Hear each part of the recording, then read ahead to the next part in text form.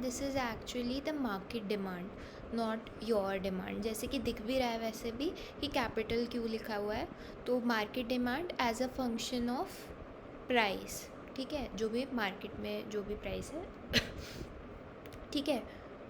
अब से उन्होंने क्या कहा है कि जो पहला यूनिट है वो सबसे हाईएस्ट विलिंगनेस वाले बंदे को जाएगा, दूसरा यूनिट सेकंड हाईएस्ट वाले को जाएगा, सो ऑन। तो इसका बेसिक मतलब क्या है कि अगर यहाँ पर पहला बंदा है तो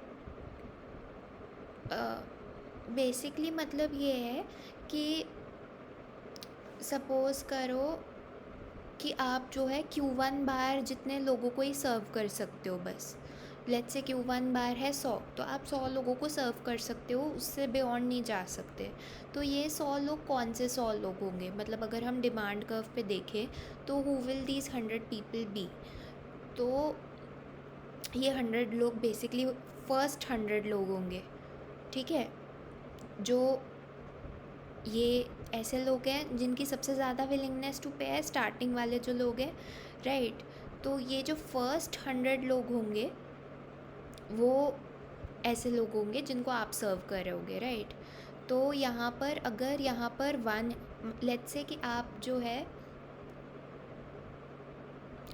मतलब वो मत करो, चलो मतलब जो सबसे पहले आप सर्व करोगे जो फर्स्ट पर्सन है उसको, राइट। तो लेट्स से वन जो है वो यहाँ पर है, ठीक है, यहाँ पर 1 नंबर है, तो सबसे पहले आप उसको सर्व करोगे 1 नंबर वाले बंदे को, ठीक है। दूसरे नंबर पे आप 2 नंबर वाले पर्सन को सर्व करोगे, तीसरे पे 3 नंबर वाले को। ओवरऑल एज फर्म 1, आप फर्म 1 हो, ठीक है। और आपका जो कैपेसिटी कंस्ट्रेंट है वो है Q1 बार का। तो अब आप कितने लोगों को सर्व करोगे? Q1 बार तक लोगों को ही सर्व कर सकते हो, उससे ज़्यादा लोगों को तो नहीं कर सकते। तो जो ये शुरुआत के सबसे पहले बेचारे लाइन में जो लगे हुए हैं, राइट, क्योंकि हमें पता है कि डिमांड कर्व क्या होता है। बेसिकली डिमांड कर्व तब अचीव किया जाता है जब आप बेसिकली लोगों से पूछो कि भाई अपना अपना रिजर्वेशन प्राइस बताओ एक गुड का, ठीक है, कितना हाईएस्ट तुम देने को तैयार हो। और फिर जब तुम उसको डिसेंडिंग ऑर्डर में अरेंज कर दो कि फ़र्स्ट पर्सन जो है वो 300 रुपये देने को तैयार है, सेकेंड पर्सन 299, थर्ड पर्सन 298, ऐसे ऐसे करके डिमांड कर्व बनता है, राइट।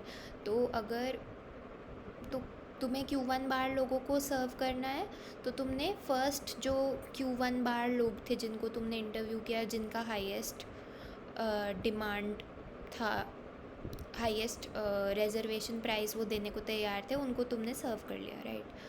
तो ठीक है, यही बताया है यहाँ पर। अगर P1 is less than P2, तुम फर्म 1 हो, तुम कम चार्ज कर रहे हो, ठीक है। And at the same time अब दिक्कत यह है कि क्या दिक्कत है, तुम फर्म 1 हो, तुम्हारा P1 ये है, फर्म 2 का P2 ये है, तुमसे ज़्यादा है। P1 कॉरेस्पॉन्ड कर रहा है इस क्वांटिटी के साथ। तो मार्केट में जब प्राइस P1 सेटअप होता है तो P1 जितने लोग ख़रीदने को तैयार होते हैं, ठीक है। लेकिन तुम्हारा कैपेसिटी कंस्ट्रेंट Q1 बार का है, तो you can not sell more than Q1 bar, ठीक है। अब क्या होगा, अब मार्केट में एक और फर्म भी है जो फर्म P2 चार्ज कर रही है। बाकी के लोग, क्या बाकी के सारे लोग उस फर्म के पास चले जाएंगे? नहीं, सब लोग अफोर्ड नहीं कर पाएंगे ना भाई उस हाई प्राइस को, है ना। तो कौन लोग उसके पास जाएंगे? सी, जब मार्केट में प्राइस P2 है तो QP2 जितने लोग जो हैं वो डिमांड करते हैं गुड का, ठीक है। मतलब मार्केट में जब प्राइस लेट्स से 10 रुपया है तो 100 लोग जो हैं वो ख़रीदने को तैयार हैं फर्म 2 से, ठीक है। दिस इज़ द टोटल, ठीक है। तो बेसिकली अब क्या सिनेरियो बन रहा है, मैं क्लियरली अगर नंबर्स से बताऊँ तो नंबर से एक एग्जांपल लेके इट्स ईजियर।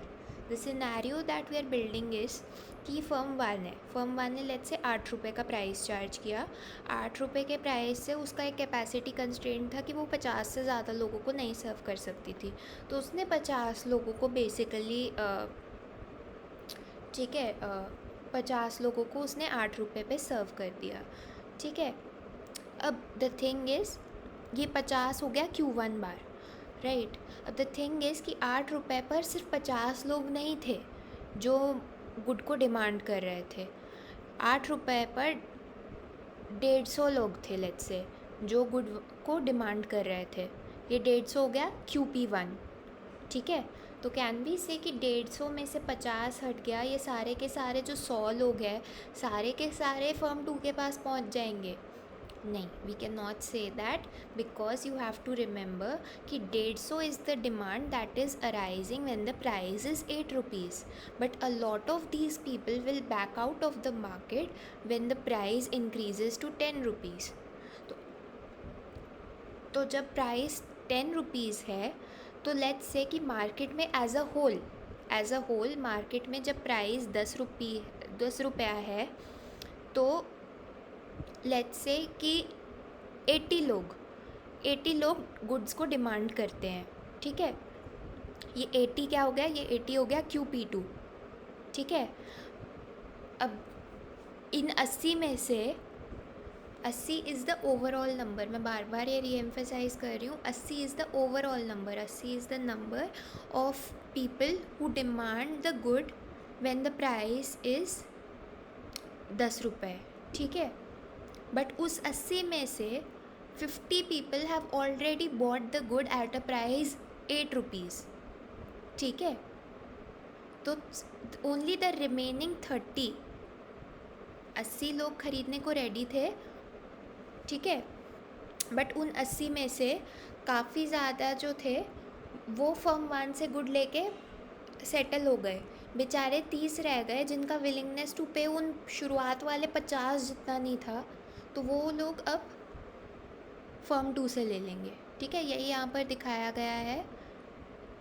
P1 प्राइस पर पहले आप Q1 बार लोगों को सर्व कर रहे हो, फिर दूसरी फर्म का प्राइस P2 है, वो P2 प्राइस पर सिर्फ QP2 जो कि हमारा 80 था, 80 माइनस 50 सिर्फ 30 लोगों को सर्व कर पा रही है, इसलिए ये लाइन ऑरेंज सिर्फ इस गैप में है। ठीक है, ठीक है, तो I hope this makes sense.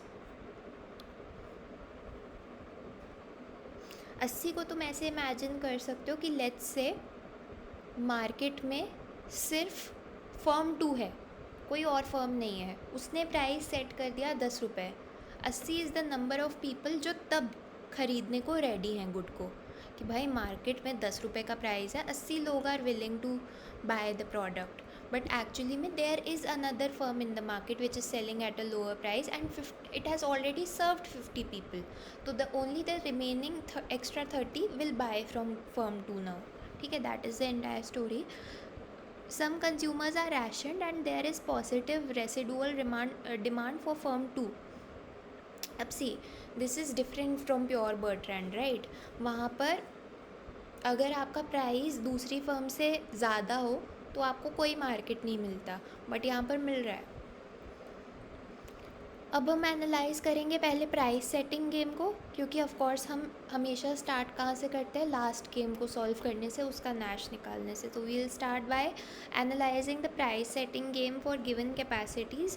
Before doing so it is helpful to observe that a firm never sets a very large capacity since capacity is costly. See, कोई भी फर्म बहुत बड़ी फैक्ट्री नहीं बनाएगी, बिकॉज कैपेसिटी को setup करने में, उस फैक्ट्री को बनाने में there is a price involve. To be precise, a firm will never set a capacity such that its revenues are less than cost independently of the decision of the competitor. कोई भी firm क्या चाहेगी कि वो इतना बड़ा basically क्या कहते हैं, इतना बड़ा प्लांट बना ले कि उस प्लांट को बनाने की कॉस्ट इज़ ग्रेटर दैन जो वो रेवेन्यू अर्न करती है, नहीं चाहेगी ना। तो वही हम बोल रहे हैं कि ऐसा नहीं करोगे आप, राइट। तो the next thing that we do is कि बेसिकली ठीक है, तो ये चीज़ हो गई।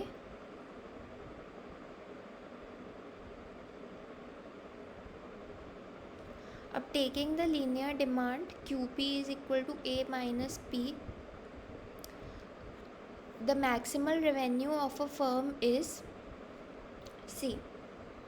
हम बोल रहे हैं कि देखो दूसरी फर्म,